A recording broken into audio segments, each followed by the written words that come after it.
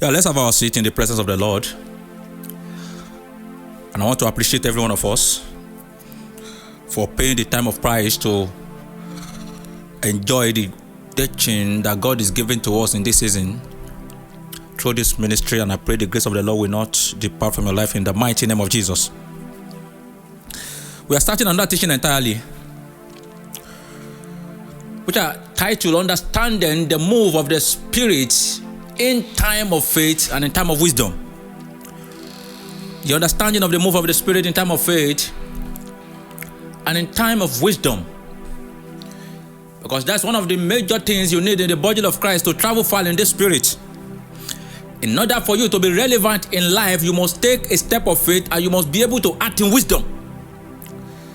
That is, your life must not be void of a move of faith, of a step of faith, and your life must not be void of a step of divine wisdom. But it is unfortunate that many believers did not know the difference between a step of faith and a step of wisdom. Some did not know the difference when the Spirit speaks to them concerning a matter relating to faith journey, concerning a matter relating to a step of wisdom journey. Because the Bible says wisdom is profitable to direct. The same scripture also said we need to be led by the Spirit. When you are taking a step by the Spirit, how will I know that this particular step is a step of faith? And how will I know this particular step is a step of wisdom? So you must have the ability to know the clear understanding between the step of wisdom and the step of faith, because the result of the two, they are totally different from each other. The result of faith is miracle, while the result of wisdom is principles. I repeat, the result of faith is miracle, while the result of wisdom is principles. And get this again. Every believer that builds his life only on miracle is ready to be useless in earthly realm. Because the kingdom doesn't plan our life to be based only on miracle. It plans our life to be based on both principle and miracle. There are certain aspects of your life where you must rely on principles, while there are certain aspects of your life where you must trust God for miracle. So on a matter that require principles, if you are waiting for miracle, you will be wasting. And on a matter that require principles, that require miracle, if you are trying to apply principles, you'll be frustrated. So you must be able to know the step that in this certain condition, what I need is wisdom, or what I need is faith. I repeat again, it is not the intention of God for us to build our life only on faith. One of the mistakes of African Pentecostalism is simply because matters that require wisdom, we begin to pray for God to come and take control over it. And that is why the body of Christ has been praying for the past 40 years over the situation of Nigeria, and yet the problem keep on persisting. Why? We don't know the difference between the matter that the men of wisdom need to rise in the body of Christ to solve the problem of Nigeria, or when men of faith need to rise to pray over the problem of Nigeria. So you must know the difference between the two. A man of faith asks God to come and take control. A man of wisdom asks God to give him idea on how to take control. I repeat. A man of God, a man of faith asks God to come down and take control. You hear them say, come down, oh Lord, and take control. But a man of wisdom doesn't ask God to take control. He requests for divine wisdom on how to take control. Because a man of wisdom believes that he has enough responsibility on this earth to take control. A man of wisdom knew in the spirit that he has the responsibility that God has put him on this mortal earth to be in charge, not that God should be in charge. I repeat, God doesn't plan to be in charge of this earth. He wants the sons of the kingdom to be in charge. He said the earth has he given to the children of man. He said the heavens and heaven is of the Lord, but the earth has he given to the children of man. So you must be able to discern the pattern, the matter that require you taking a step of faith, and the matter that require you taking a step of wisdom. And that is what we want to discuss now. Ability to know the difference of a matter in my life that wisdom is what I need, or ability to know the matter that faith is what I need. On a matter that God is expecting you to have on wisdom. If you begin to wait for faith, you will be waiting and you are wasting. You will think you are waiting. You will be wasting and you think you are waiting. That is, miracle is purposely for emergency, right? I repeat, miracle is purposely for emergency. On a matter that doesn't require emergency, in most cases, God doesn't will to use miracle to solve that problem. For instance, sickness is an emergency. But in a case of poverty, I say this to you, Africa is poor today, not because we lack men of prayer, but because we lack men of wisdom. Because there is relationship between wisdom and prosperity. So if you are a man of faith, you can pray, and you don't have wisdom, you may be poor at church right and be a prayer warrior. Have you not observed that countries that are not praying, that are prayerless, they are very rich, and the African countries that are prayerful, they are poor? So just imagine, how could a prayerful country rely on prayerless country on a matter pertaining to this earth? Why?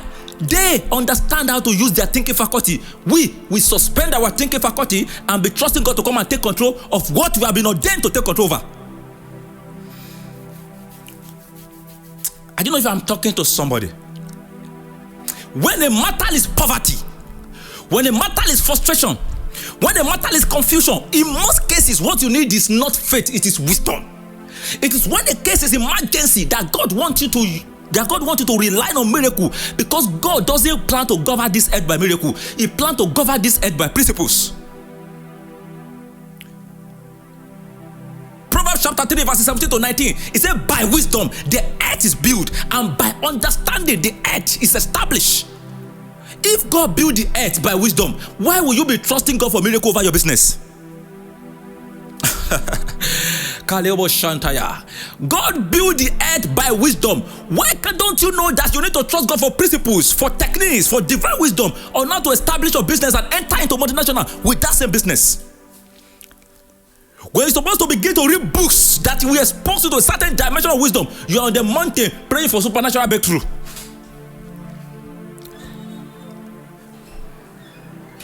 And this God himself said, by wisdom the earth is built. When it comes to building something in life, what you need is wisdom. When it comes to destroying something in life, what you need is power.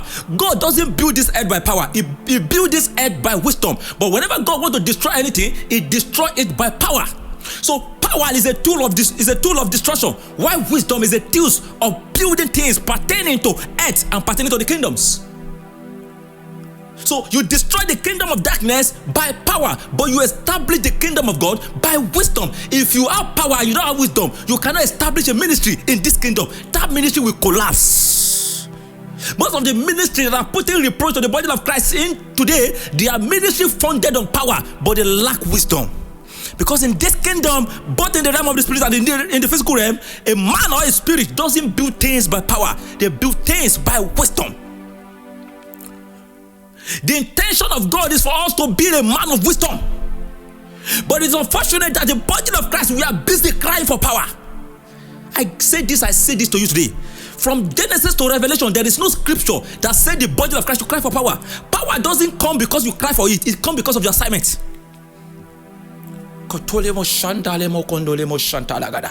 So when the Bible said we shall receive power after the Holy Spirit shall fall upon us, that power in that place is not only power to heal the sick, it's not only power to raise the dead. You shall receive political power after the Holy Spirit has rested upon you. You shall receive material power, which is money, after the Holy Spirit has rested upon you. You shall receive technological power after the Holy Spirit has rested upon you. There are dimensions of power that is technological in nature. So if all you think is the power to heal the sick, to raise the dead, you cannot rule this earth, because you don't rule this earth with the power to heal the sick and to raise the dead. There is a power called political power. That is part of the power that the kingdom of God wants the body of Christ to begin to use to rule the earth. If you have power to heal the sick and you don't have political power will lock down that your church with your power to heal the sick. I think that's what they did during the lockdown. When the nation that have political power lock down the church that have power to heal the sick and raise the dead. For you to know that when the Bible says power, take your mind out of religious mentality to take power is the one that you will display, and people begin to follow that the anointing. That is just one dimension of power. Can I say this? That is the least dimension of power. So the body of Christ now sit down with the least dimension of power,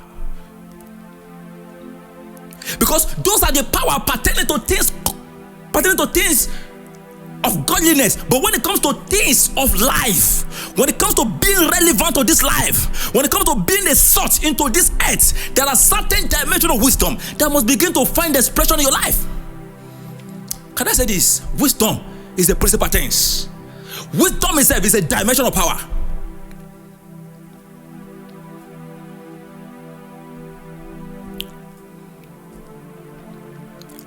So we are poor in Africa simply because we focus only on power, and we neglected the efficacy of wisdom as a tool to be relevant on this earth. So I repeat, when it comes to matter that require emergency, you need power. When it comes to matter that require building, God want to take you out of poverty and build you into deep dimension of prosperity, you need wisdom. Can I say this? Can I say this again? If you are delivered from the spirit of poverty and you don't receive wisdom for prosperity, you will become poor. That is why I said this to you today. And I said this, I'm convinced, I'm to say that the problem of Africa is not because there are demons of poverty here. The problem of Africa is simply because there are lack of wisdom in this country, in this nation. We are not poor because we are tormented by the spirit of wisdom. We are poor because we are loaded with men of ignorance. Because the demon you are talking about ride upon the horse of ignorance of men. There is really ignorance is a manifestation of darkness. That is, the physical manifestation of darkness is ignorance. The physical manifestation of knowledge is light. Of light is knowledge. So when there is revelational light in a place, you will begin to see the manifestation of wisdom and knowledge. And when there are thick darkness in a place, you will begin to see the manifestation of ignorance. And it is upon the horse of ignorance that demon rise, demon heart. The Bible call them agent of darkness. That is, it take darkness for them to rule. The darkness is a strength to demons. They draw their strength from darkness. So the moment angels of darkness is being exposed to light, it becomes powerless. Get this and get this again. Truly, light cannot cast out demon, but light can render the power of demon powerless. Knowledge may not be able to cast out demon, but it will render the power of demon powerless, and you will discover that demon will by himself go. Hear this and hear this again. If you cast out demon by the fire of God, and the light of God is not in that place, you are causing more problem to that place. Because that demon you cast out will go and bring many of his followers. You know, demon, they are leaders, they have followers. They have Facebook accounts. It will bring more of his followers, and they will come and invade that environment again. That's why I said that those that are causing more problem into this country, into the body of Christ, they are deliverance minister. I said that with all my mouth. They are deliverance minister. Because how will you send fire to a place? Truly the demon will cast out.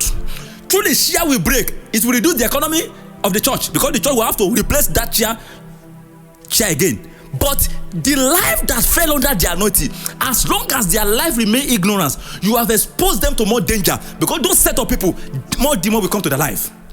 Because there is something about demon, it rises upon the horse of ignorance. Tell somebody beside you, seek for wisdom. Seek for wisdom. Truly there are matters in our life where we need the power of God. But God doesn't want us to depend on power. You just finish your NYC. God expects you to begin to seek for wisdom that will make you to establish your own company. You now went to the mountain and be praying for a miraculous job. Can you see the problem of Africa? We like to depend. We don't like to be established. We want overnight breakthrough. We don't want to grow through. We want breakthrough. We don't want to walk through. And in this kingdom, we don't break through. We walk through. Because journeying of the life is a process, is a stage by stage, is a step by step. Every step you get on in life, there is a certain knowledge that God wants you to learn before moving to the higher step. Get this and get this again. If you get up overnight, you will come down overnight. So when your case is not emergency, I say this to you: seek for wisdom. Let your life be built around principle. Truly, you are trusting God for miracle. But between when God will do it, between when you pray and when God will do it, don't be idle. Allow your life to be guided by principles. Because you are praying because you know what God can do. You are praying because you know what God will do. But can I say this? No man knows when God will do it. And because there is no man that knows when God will do it, don't be idle, lest you be wasting, thinking you are waiting.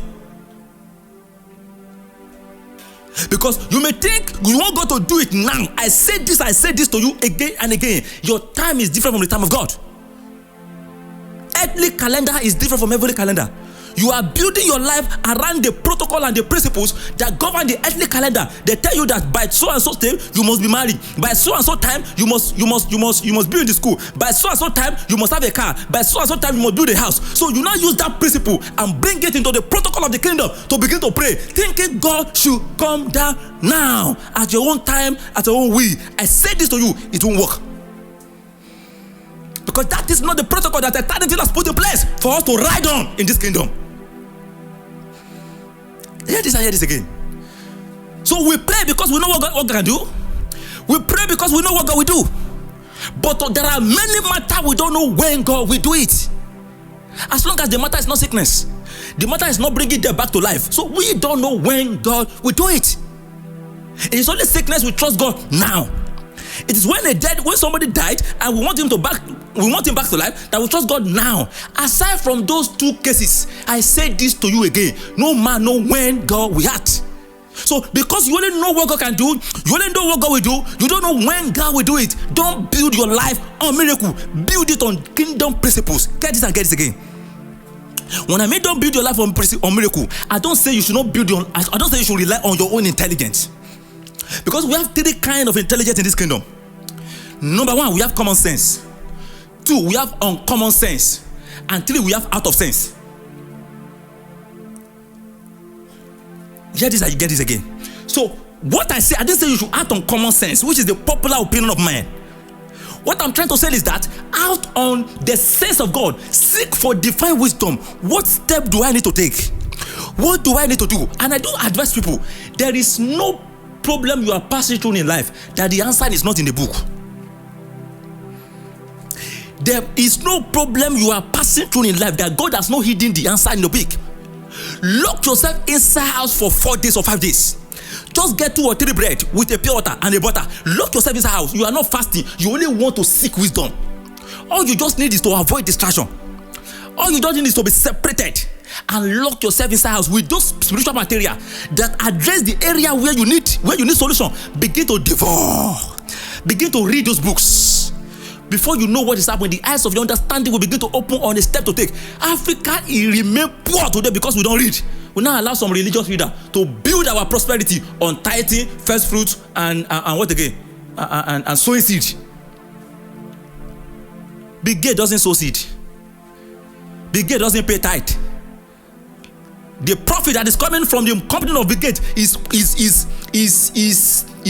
higher than the profit of the economy of Nigeria as a whole. Just one person.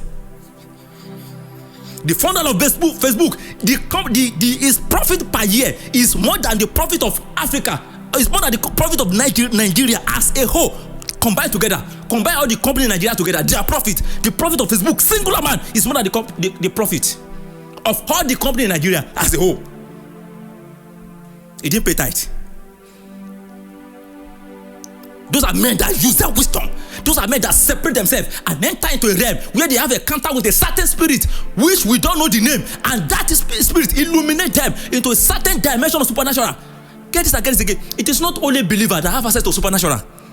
Men are joining and having a encounter with evil spirit that it will illuminate their understanding to know some certain things, some certain steps, some certain principles that will make them to unlock the kingdom of wealth on this earth. Amen. Just as Holy Spirit give us revelation, so also evil spirit give illumination. So if you have a encounter with evil spirit and what you need is not power but wisdom, it will give you a certain dimension of illumination where you will begin to have inspiration to create some certain things on this earth. But all we need, we cry every day for power. We now have association of believers who are believers' authority, but they are not creativity. But they are not creative. They are not creative. All we want in the body of Christ is believers' authority. Where are the rising of men that will be believer creativity? Because we have believers authority, we have believer creativity, we have believer responsibility. Quoted by one of the teaching of Apostle Toyi Fagbola.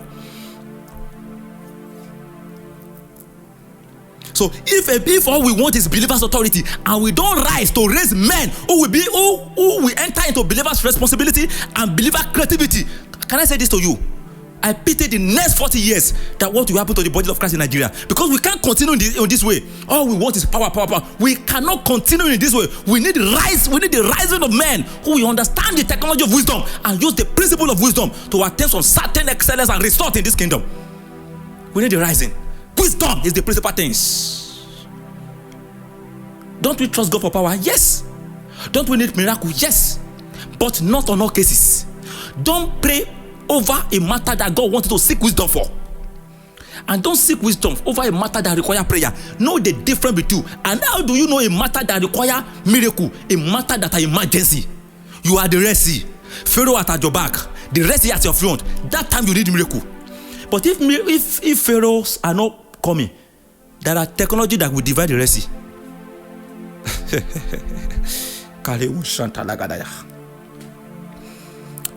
If in this today, what we celebrated in Red Sea, if we have this today, Chinese will create bridge across the Red Sea for you to know the power of wisdom. And one thing about wisdom is that once it solves a solution, people who are coming will not even waste any time again. The reason why we are still struggling is that a generation will rise, they will keep on struggling, and they will die. Manifest power and die. Another generation will rise and keep on struggling again, keep on crying for power again, simply because there is no working principles for the next generation to apply that will make them to achieve result effortlessly. No working principles.